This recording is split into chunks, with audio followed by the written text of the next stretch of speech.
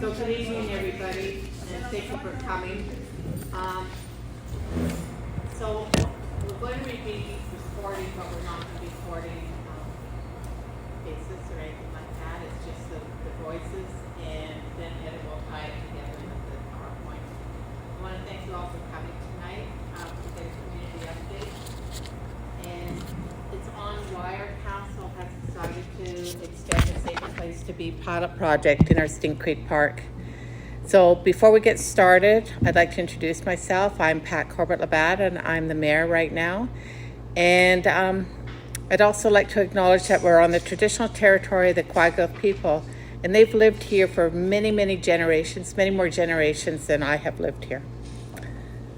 I'd like to state that one of the reasons we're doing this sharing with everybody is what council and the service providers are doing is working together. We're working together to try and make things better. We've discussed everything publicly, but as many people do not attend our public meetings nor watch them online, we thought having a public forum was important in order to dispel some of the myths. And I heard someone mention in the background, we've been promising to do this since we were elected. We're doing it. Unfortunately, there's not a big turnout, so hopefully people will share the information. In the meantime, during this meeting, I'd like everybody to be respectful. There'll be 3 presentations on how we got here, how it is going from a service provider perspective, and what we're doing going forward. After the presentations, we'll take questions, and everyone will have a turn. In order to answer as many questions as possible, there'll be a 2-minute timer, and you'll be able to see the timer on the screen. We've heard many, many stories and concerns. So if you come up, and if it's a story or if it's a statement, we'll take note of it, but we will not debate it, and we'll move on to a next question.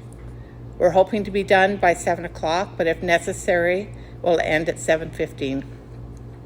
So doing presentations tonight is Shane Thomas, a coordinator, mental health and substance use from Island Health, Ryan Rourke, acting detachment for RCMP, and Heather Nelson-Smith, our CAO. So thank you.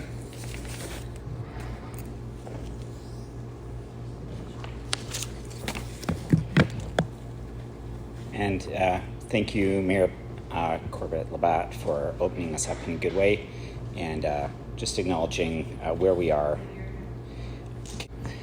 Thanks everyone for being here. As Mayor Corbett-Labatt said, I'm the coordinator for adult mental health and substance use services with Island Health in the Mount Wellington region.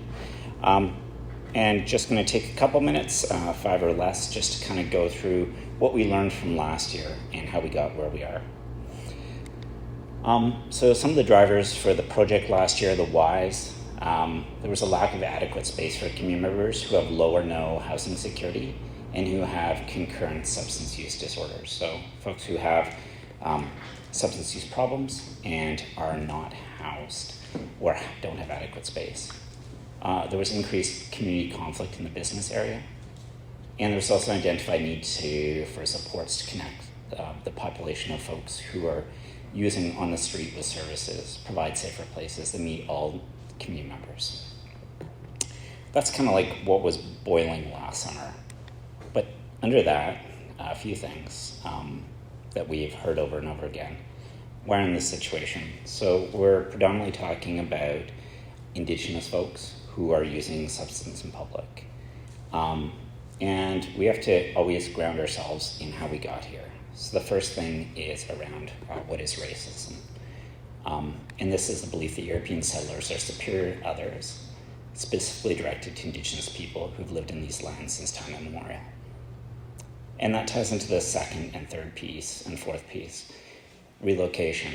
So as we talk about homelessness and substance use, we need to understand that all 3 Indigenous communities in the Port Hardy area have had episodes of homelessness related to the federal government.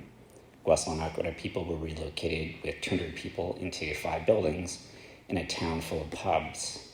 Quatsino people were removed from the ocean where they live and pulled away again with coercion. And Kwagga people had their village bombed with 1 house left by the Hudson's Bay Company. So homelessness is not an accident. It's been an ongoing product of our local history. Tied with that is, relocation. So pulling people away and moving people to where we believe they're best suited. Where white European authority believes that people should be and should not be, and decides that on behalf of other people who have been here for tens of thousands of years. Or, recent search in Bella area, directed by elders, found carbon location back 14,000 years. So we're talking about a significant history. In the last 150 years, we've really thought that we can make sure that people should be here and not here and not here.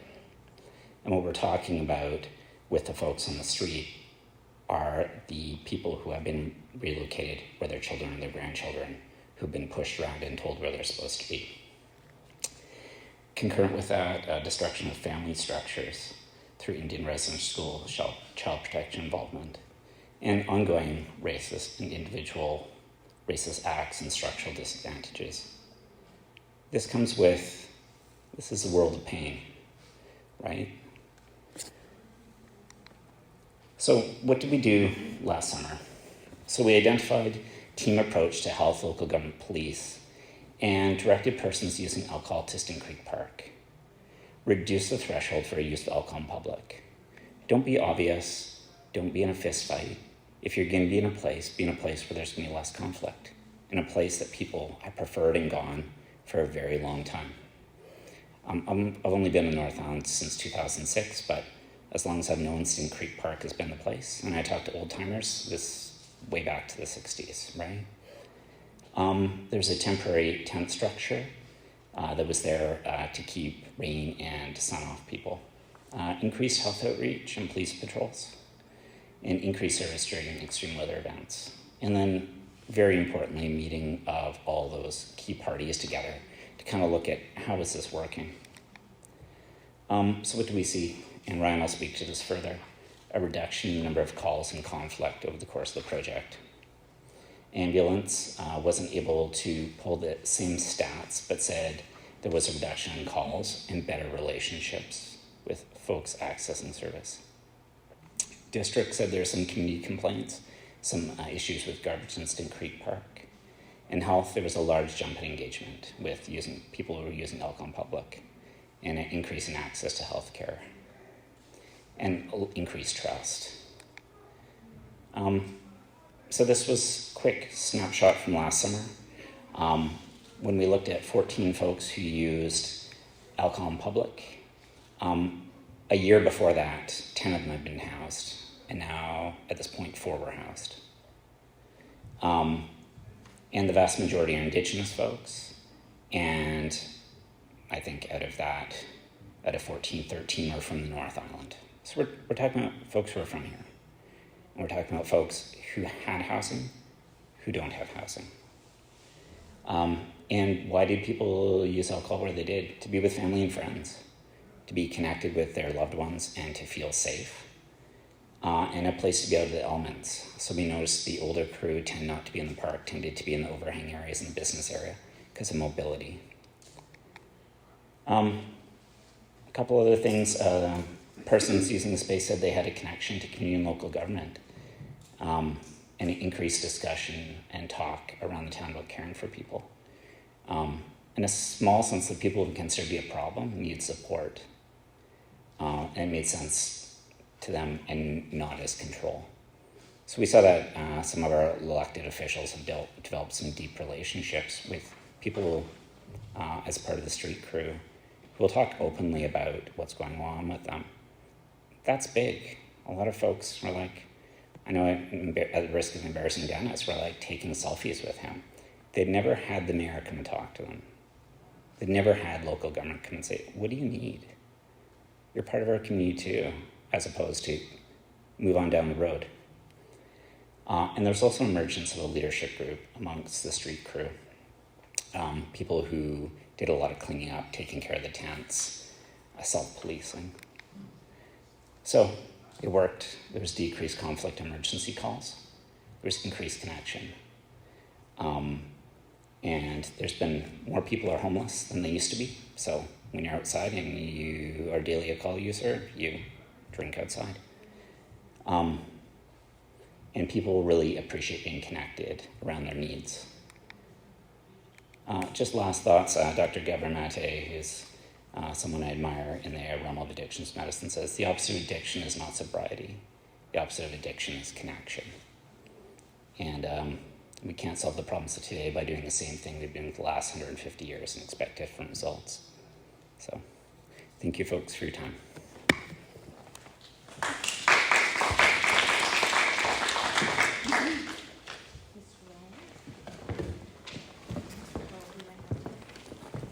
You want me to click for you? Oh, you don't have your? Okay. So first of all, I want to make it clear that we do understand the concerns of the businesses, the open drinking, the disturbances, public urination, defecation in the downtown area.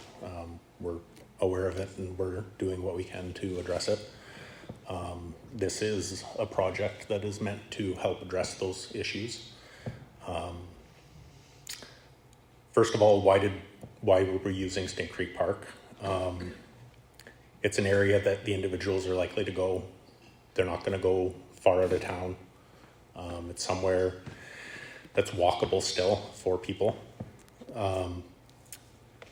It's a vulnerable population and where they can still get services.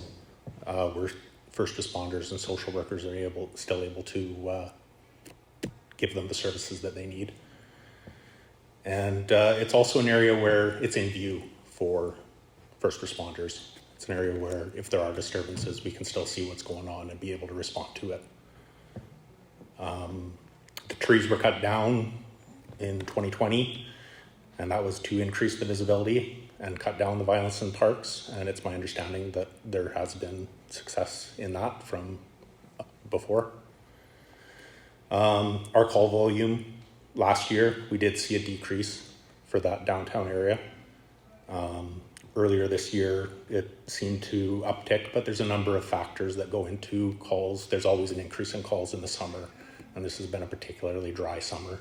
And that's a factor that's likely to play into that. And we're also policing the whole community. That's a factor. We can't always be downtown. With the exception of safety concerns, we're always going to address the safety concerns if there's fighting, if people are being aggressive. But for the normal people just drinking downtown, jailing the problem has not worked in the past. Just throwing people in a cell, it doesn't solve the problem. Many of these people have health concerns, and it ends up also overflowing into VIHA and becoming an extra issue for VIHA. The courts have viewed this as a social and societal problem and not a criminal problem. And again, I'm just talking about the drinking. Issuing violation tickets, it only ends up affecting those individuals once they want to make a change and it becomes a barrier to them moving forward and bettering themselves. A lot of these, a violation ticket, it only ends up going on, the only real effect it ends up having people is if they don't pay it, they aren't able to get a driver's license until it's paid. They're not allowed to get a lot of things until that's paid, and it becomes a barrier for them to be able to move forward. We do, however, focus on public safety versus compliance. We can very much have a focus on the business area and really have a zero tolerance in that area for the drinking when we can be there. Again, we can't be there all the time. And then in the Stink Creek Park, we can, as long as they're not causing problems and being very open about it, we can have a little bit more tolerance in that area and take it away from the business area. We also have overtime shifts through the summer when we expect an increase of call volume, and that's to just do foot patrols in the downtown area to help address these problems. And again, we have computers in our cars so that we can work in the downtown area when we can. We police the entire North Island from Port Al's turnoff up. So again, we can't be here in the downtown area all the time, but when we can, we do. One of the reserve constables popped into a bunch of businesses earlier today, and from what he's told me, a lot of the businesses have noted that there's of late been a little bit, the problem hasn't been as pronounced as it has been in the past, so it seems like what we're doing is working. And the last thing I'll say is that we do have issues in this community, but they're different than other communities. This community has way less property crime than other communities I've been in. It really is a good community, and we want to keep it that way.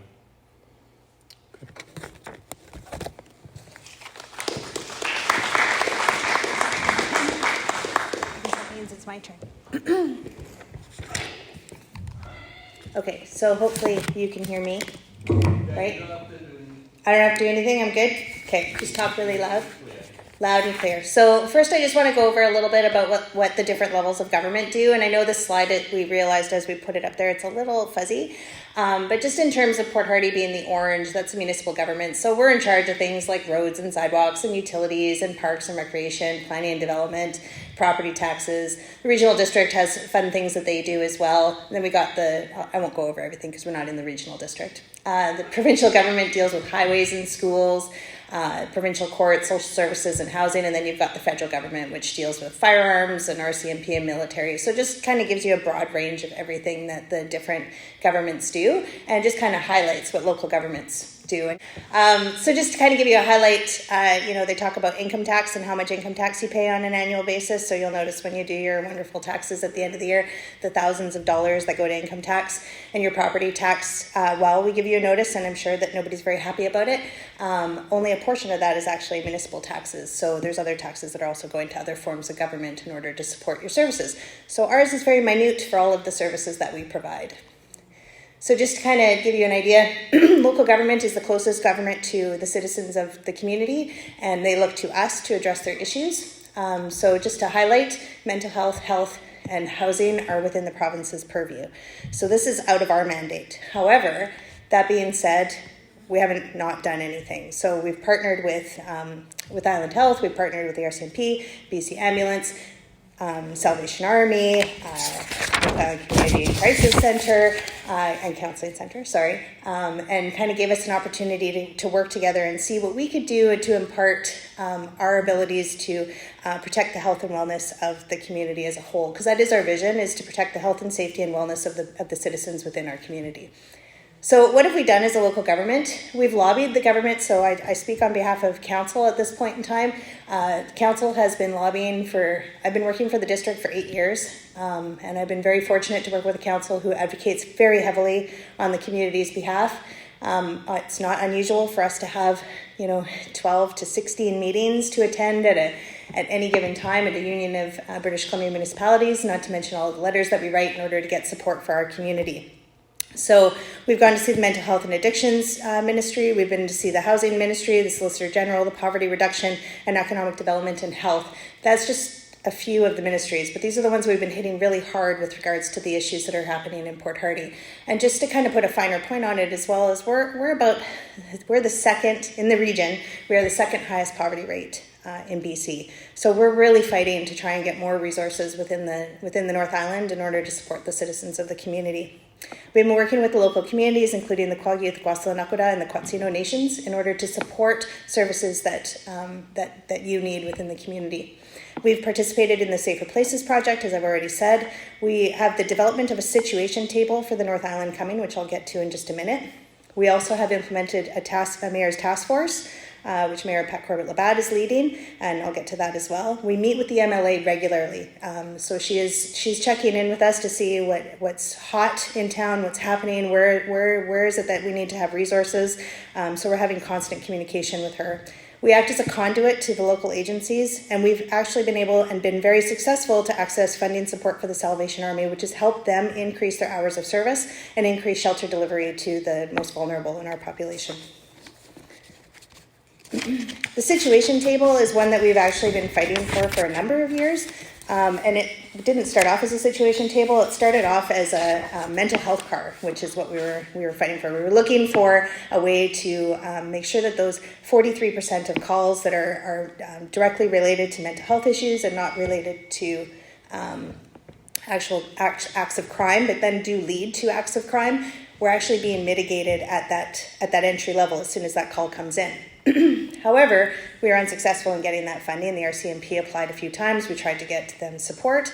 So we were actually told by the Solicitor General the Public Safety and Solicitor General, the last time we were at the Union of British Columbia Municipalities, that we should apply for a situation table. And what a situation table does is it actually acts more inclusively. What it does is it brings together all the agencies to actually look at acutely elevated risk individuals and actually try and pair them with the services that they need within the community to support them. So you could have somebody who, let's say, for whatever reason, they end up in the hands of Ryan here, and Ryan finds out that, you know what, they've got an addictions issue and that they're about to become homeless. He can bring that to the table.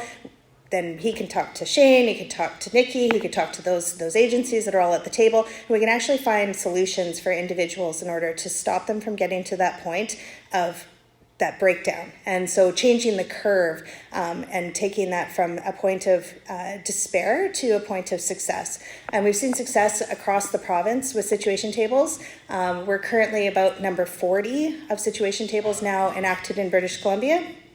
And they've been quite successful. So just in terms of statistics, because everybody loves statistics, of the files that were taken to the RCMP in 2022, 84% of those were actually farmed out to other agencies, and people were provided services that they need in order to make themselves whole again.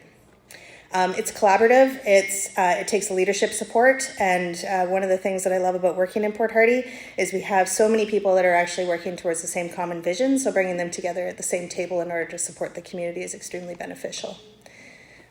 Just in terms of acutely elevated risk, it just refers to a situation where individuals have a multitude of issues. So if somebody, breaks into the Source and steals a TV, that's not an acutely elevated risk. But let's say you add in that their child has been taken away and they're in the ministry's hands, they don't have a job, they are at fear of losing their home. This is when it starts to move into that acutely elevated risk. So these are all the agencies that are involved, and I'm really excited to say that we have the majority of them ticked off. We're still looking for a few more people, so if you happen to be in the audience and you are interested and work for one of these agencies or have the ability to support one of those agencies, definitely give me a call so that we can connect you with me. And then the last one was the Mayor's Task Force. So this is one where it's about a 12-month period program where a group of individuals are going to identify factors that are affecting the economic and social and aesthetics of the downtown core. And so these are their mandates. They're going to reflect the values and perspectives of the community as a whole, and they're going to ensure that a wide variety of community members and stakeholders are consulted with. They're going to consider downtown development and trends in land use. They're also going to identify strategic sites of the downtown that can better contribute to the goal of beautification. It also will identify opportunities of collaboration and create prioritized and actionable projects and initiatives for implementation. And these could be small little projects that are like signage projects or wayfinding signage. It might be looking at property use going forward. And then the only other thing that isn't on the Mayor's Task Force that I did want to highlight is I know that a lot of people don't think that Stink Creek is the right place. And in fact, even at the council level, we don't think it's the right place for this particular activity. We are looking at alternatives. But as I said, if we go back to the slide where we talk about where do we put our resources and who should be coming to the table, this is what we're talking to government about, is trying to find other locations that would be suitable. But right now, at this point in time, this happens to be the site that we have that we can work on and that we know is working currently. So it's not the vision to make this the only site or the be-all, end-all, but at this point in time, this happens to be the site that we have. So I think I'm done. Yes.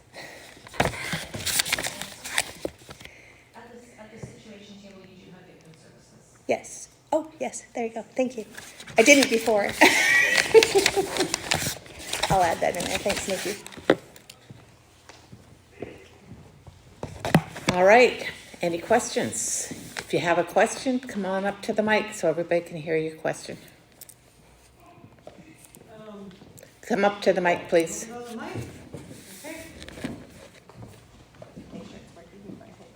Okay, I've lived in this town 27 years, going on 28. Raised 2 kids in this town. Been up here since I was 16 years old. On North Island from Victoria. The last few years, downtown is it's gothic. The Friday, for example, this last Friday, I had my grandson in the back of my daughter's car. The Province Place, there was a fellow 22 years old on the ground, and you know how they old know his age? He had a hospital bed, he already been picked up. He almost got hit by a car because he was laying there. He was unconscious. We called the ambulance. They didn't want to come because they were already been there. He doesn't want to go.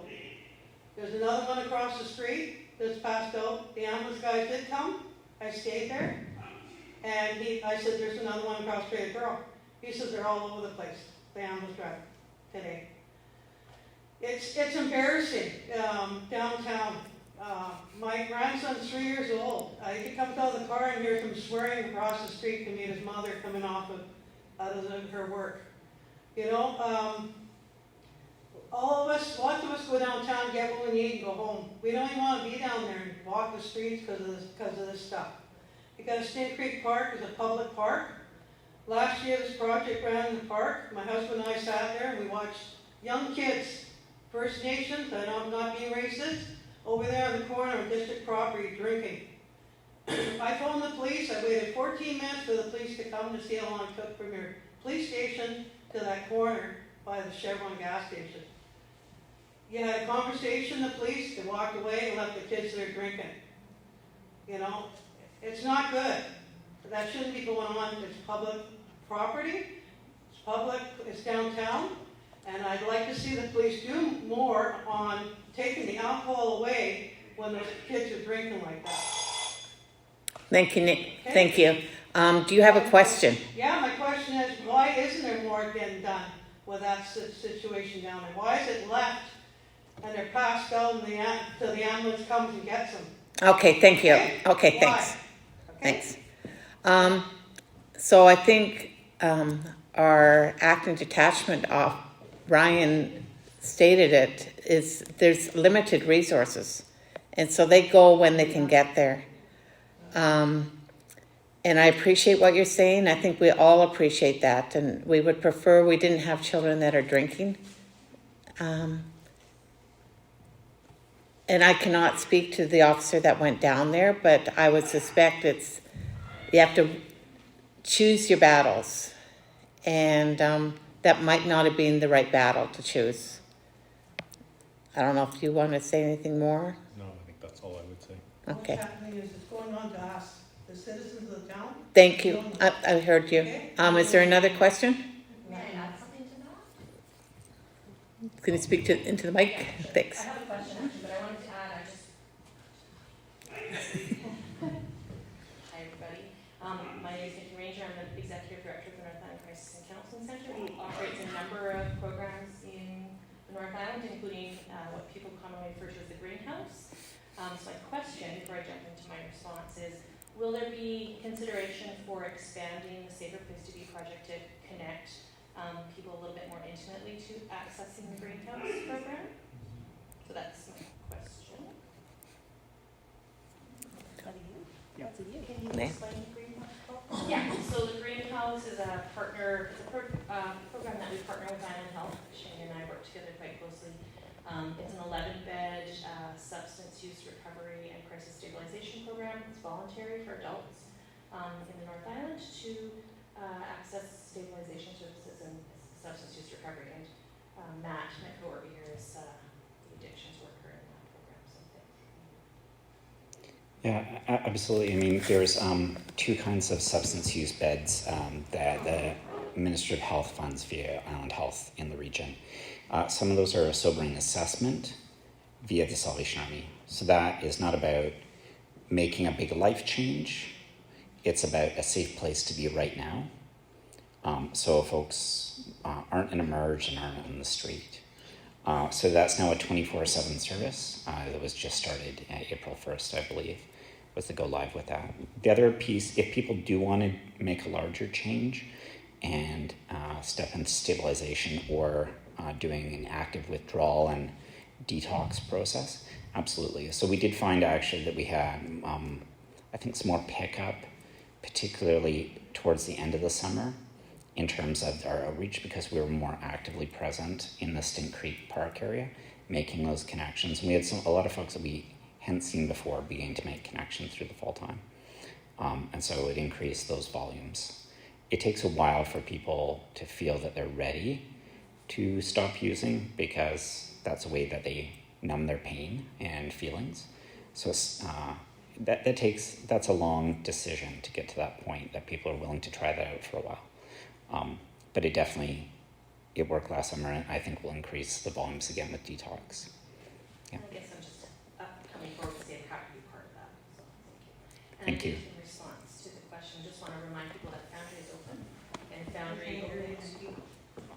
Foundry is open and opened in our community in May, which supports youth between the ages of 12 and 24. So it's dropped in. So just there you go. Thank you. And I'm sure everybody knows about Foundry, but if you don't, you should drop in yourselves and have a look at it and see what the services are for the youth. And now that it's up and running, we know that the coordinator there will be much more readily available for different projects that with the district, because we've worked with her before. So thanks. Mr. Tidbury. That is correct. Okay, I get numerous questions asked of me, as well as I'm sure that some of the other councillors do too. And one of them that gets asked of me is, they see the individuals drinking in the park, and they'll say, what if I go down there and start drinking in the park? What is going to happen to me? Am I going to get the same treatment as the people that are already drinking there? Or is it going to be a different class of arrest? Good one, eh? But I get That's a asked that all Ryan the question. You're on the hot spot, Ryan.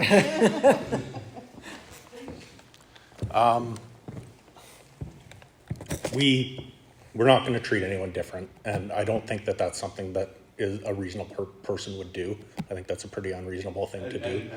But honestly, I haven't seen it either. Yeah. I've heard, I get asked. Yeah. And the question, I'm just letting you know that that's some of the questions that are being asked of me.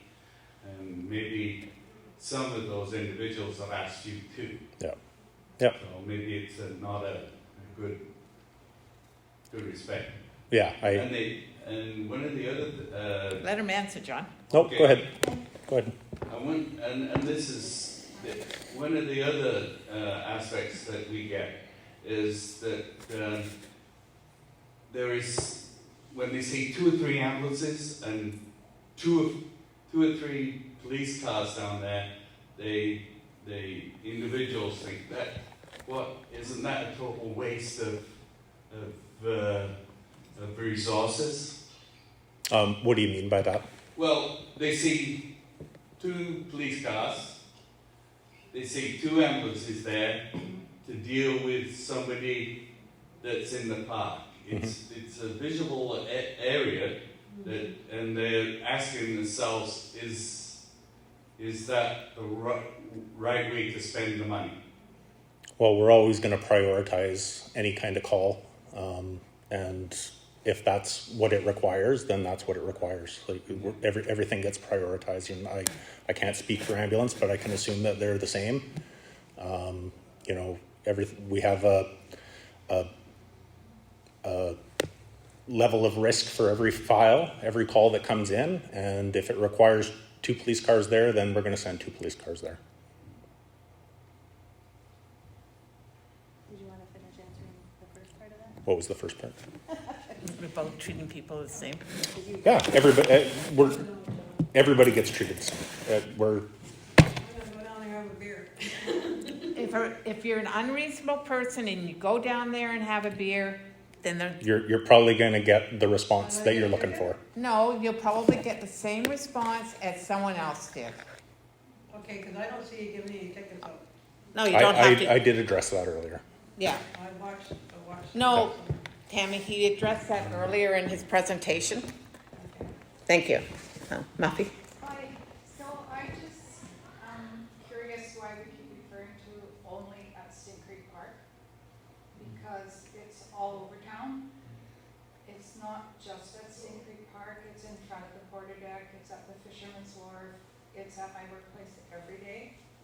It's at the old Thunderbird Inn all the time. When I went to the health unit, there's 2 people sleeping outside there. Around the corner, they're outside the Scotiabank, the library, behind the health unit, behind the old Loans place. It's not just Sting Creek Park. Oh, and we totally understand I'm that. hearing that from everybody that made a presentation here. Oh, It's all over town. It's also down on the waterfront. It's on the benches, like I do a lot of walking. People are passed out on the benches.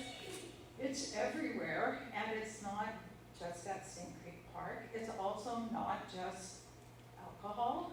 People aren't just drinking bottles of bingo. There's drug use. There's all kinds of different things people are doing. So I think that everybody needs to be realistic about what is actually going on. We do want people to get help, and it just seems so out of control in town. So I guess this isn't a question, but I don't think you're being realistic here about what's going on. And I'm super surprised that I may be the only other citizen here that isn't connected to other than town. Like, everybody's talking about it, but where are they tonight? well, exactly. No, I totally agree with you. Why isn't there more people? Yeah, everybody talks about it all the time. Yeah. And you don't like to bring your company into town anymore. It's true. Like outside Savon, people are passed out. I don't know, but it's not just Sting Creek Park. If it was, that'd be pretty good. But it's not. It's everywhere, and I think you guys need to get a handle on it. And I appreciate everybody being here tonight. I really do. And we do want to see everybody get help. But I don't think what we're doing is helping anybody. And, okay, thank you. Before Tammy, does anyone else have a question? What happened, Tyson? Okay, I'll ask you. Okay. So Councillor Texmo is not here, but he mentioned at the last meeting that you guys were, he wanted to see the district enter into a lease agreement to get like a building. How are you guys doing with that? And yeah, is that on the horizon or? So we're looking at different options. Our corporate officer, deputy CAO, did a analysis of different areas around town about the possibilities. It has to be within a walking distance of the downtown core. We know that. And right now there are private properties that we don't have the funding for to lease them. And we have public properties such as Sting Creek Park. But just to be clear, you guys are working on that, right? We're looking at it, Okay, yes. perfect. Yeah. Thank you. Thanks. Sorry, Tammy, not your turn. Thank you. I just had a question out of curiosity, because I know that Heather, you were saying that you've been talking to a lot of the MLA and a lot of professional people outside, and being that Port Hardy does have such a big, being so many people in poverty. I'm just curious as to what feedback you're getting from the MLA and other people as far as getting some form of larger scale treatment facilities and services because it's clear we have so many people struggling and there's such a demand. So I'm just curious as to what kind of feedback you're getting from those other higher ups as to when you're going saying, hey, we have a need, what are they saying? My name's Deanna. Yeah, so I'll just stop the thing from buzzing on me. It's a good question, and you know, ultimately, over the years, we've definitely had numerous conversations with different levels of government. One of the things that I can say is that funding announcements have been made since we've been going and advocating so heavily. You know, of course, Island Health got a ton of money. That was, you know, not necessarily just because of the district advocating, but it's that extra push that we put forward. It's stressing to the MLA. The MLA has, and like I said, Michelle talks to us on a regular basis, and we're constantly putting in her ear what we need. But she's also talking to other agencies like Island Health and going, okay, what kind of things do you need in order to support that? And kind of going back to the discussion about land, because Stink Creek Park isn't the greatest place. Those are the biggest discussions that we're having, is what is the province going to do in order to support us to be able to provide a safe place for these people that isn't in the district's park in the center, necessarily right in the center of town. And so it's been positive, but of course, you know how government works. Unfortunately, we do work a little bit faster than regular forms of government, but it is slow. But there is uptick coming. There's funding announcements being made. There's the the Growing Communities Fund that's been announced as well. There's been funding that's been allocated to health services in order to support the needs. So trying to get them all kind of pieced together is kind of what's really holding us up at this point. And just to answer the question on the sites, just to Tyson's point, that report is available, and it is on our website as well. If you need me to send it to you, I can send it, but it kind of identifies all of the different areas in town that would be more suitable for a location. However, it comes down to what our mandate is, and we need that funding from that other level of government in order to make that happen. So at this point, this is the kind of the bridge. Thank you. Kathy? Just Gotta be fair. just a follow up with Heather. Is Rachel Laney involved in this at all? Not so much. We talk to her on a regular basis, but the federal is not really involved with this. What's on your list of what they oversee, like RCMP and So, just so you know how, correction facilities, Supreme Court, it seems like they, do have some stake or role to play. we do advocate when we go to UBCM with the Solicitor General, and quite often the head of the RCMP for BC is at those meetings where we're advocating for more RCMP support, more for the mental health car. When we were talking the last time, and we were talking about this, what we call the Safer Place to Be table, and they said, and this is an ad hoc one. This is not. It wasn't a normal thing for communities to do, but we like to think outside the box a bit. And he said, well, this sounds like something that you could get funding for because you're doing it already. And we just had to pull in a couple other agencies. And one of the agencies that Heather didn't mention was the library. Came to our champion table last week. And so it's pretty amazing, the people that want to work together and try and make the community better. And speaking to Muffy, we're so aware that this is not just Stink Creek, that there's residents or people all over the town, but we are trying to direct them to Stink Creek Park so we can at least get services that the counselors can get down there and give them help, that RCMP and the ambulance, the paramedics can get down there and give help. And, when someone or Councillor Tidbury was saying about 2 ambulances and 2 RCMP vehicles being down there, and is that a good source of resources? And then 2 seconds late or 2 minutes earlier, Tammy was saying the ambulances wouldn't come and why weren't they there? And it's like, it's all a balancing act. And if whoever we can help, it's important to help them. And everybody's doing the best they can. All right, next question. I just want to know, Sean, you work for Highland Health. Why doesn't the province give you money to go get an office in this town, or Corrections BC just opened up to open office in Service BC here pretty soon, seen that today. Where they can line up and get their fix of alcohol or whatever you're giving out there, instead of using it in public. At the library hearing, it's happening there, and at State Creek Park. So we don't see it, it's not visual. I think that it'll be a more personal thing, and then they'll get counseling, they get at your office there, and then they'll be on their way. Or So have to go. thanks, Tammy. So Shane has an office in town. The province just gave out $10 million today for the most vulnerable for air conditioners, and some of them don't even have homes, they don't want to have homes. Okay, that's a whole nother issue. Well, Thank that's you. funding. That's been- It's funding. I don't know if you want to talk about your office. Sure. Just to respond that Allen Health Mental Health has an office. We don't provide the managed alcohol program.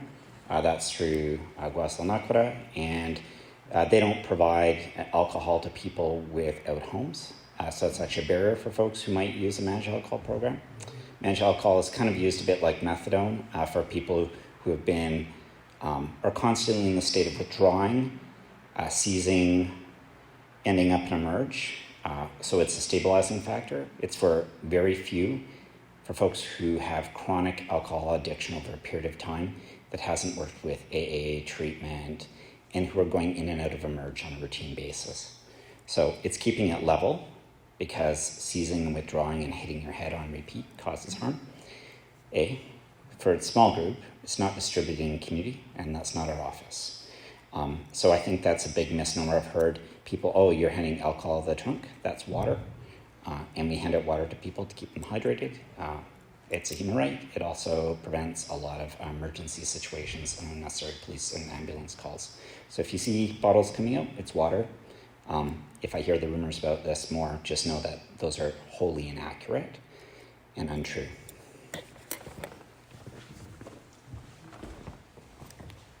Thank you. Any other questions? Hi, I'm John. I just want to say that this community here, it's a community where it's right on the end. There's 3 First Nations, and then you've got First Nations on the water from the north end.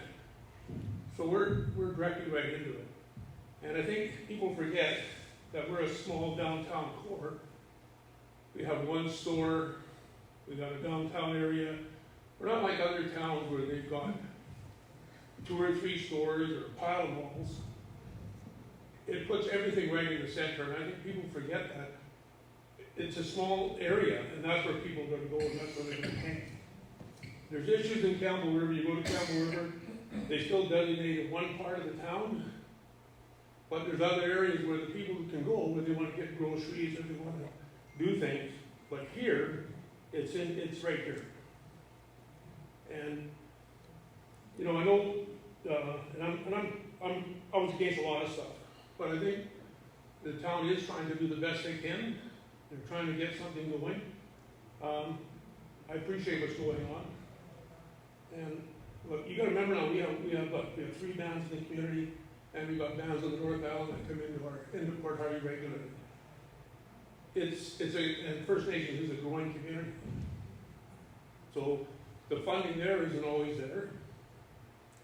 And as working on some of the sites, the dollars aren't there for housing for sure. They need more housing, they need a lot of stuff. So it's an issue that we need the government help. I think we all got to address that, but it's a small community, so it's going to be all around I know, us. it's all over town. I know all about how many First Nations there are, but there's a lot of people, like you're literally stepping over people all the time. Well, So thank you. I thought he was going to get up and heckle me. He's my husband, so. And it's interesting. I was just talking to someone the other day from Guasalamakado who was saying that their community is growing, and they have, I think she said, approximately 1,200 Guasalamakado Nation members, and most of them want to come home, but there's no homes to come to. And their children want to be educated here. They don't want to be leaving, but they're going to have to work on their education to have it stay here, or have the people stay here. Any other questions? As for housing, I'm just going to make this a comment. We have been working so hard with so many different agencies on housing, both from low income to working homes, and hopefully in the next year we'll start to see some improvement, because there's so many different pots of money and people working at it from different angles. So I'm cautiously optimistic that things are going to improve with housing. If I could, I just was remiss in answering Deanna's question fully, and forgot to mention that actually as part of our advocacy, we actually were able to get just over $200,000 towards the Salvation Army for that shelter period, which occurred in 2020, which is when we saw the influx in people that were unsheltered and unhoused. So it was a direct result of that work that we did, that council did advocating. But the other thing is the housing. They have been talking to us nonstop, and Michelle has been fighting for us on the housing front as well. And coming down the pike, there's going to be funding announcements, and hopefully we can be ready for those funding announcements. But it's also working with those nonprofit agencies that'll be able to support the community. And we're definitely open to supporting the nonprofits in order to try and address the housing issue as well, so that we can make sure that people are housed. And that's, really looking at that supportive, holistic part. But that location that that Tyson was referring to, and just because it's better when I get my thoughts together. That location that Tyson's talking to, it's not just an opportunity for us just to move people. It's about providing services to be able to support them. And so you could build all the housing you want, and you can say you're going to live in this house, but if you don't have any supports that accompany that, then we basically aren't doing anybody any service. And you'll notice that when you look at some places where, we went in and we bought hotels and we said, here you go, you can live here, and now there's a huge disruption because there was no services in order to wrap around them. So it's trying to make sure that we have all of the services in order to wrap around every single individual and be able to support them from beginning to end. And there are going to be people that are going to be in those homes for a long period of time that will never transition, and then there's going to be people that are going to transition and see success. And so it's making sure that we have all of those pieces. So it's definitely a bigger moving wheel, but trust me, we're working as hard as we possibly can to try and get that happening here. So, thanks.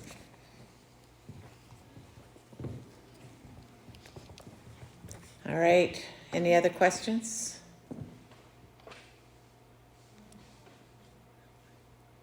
No? Okay, so thank you very much, everybody, for coming. If you have more questions, you could talk to me, you could talk to Heather, you can talk to Shane.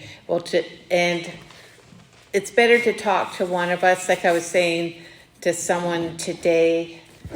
Don't listen to what's on Facebook. Come and talk to someone that knows a little bit more information, and they'll tell you the truth. So thank you.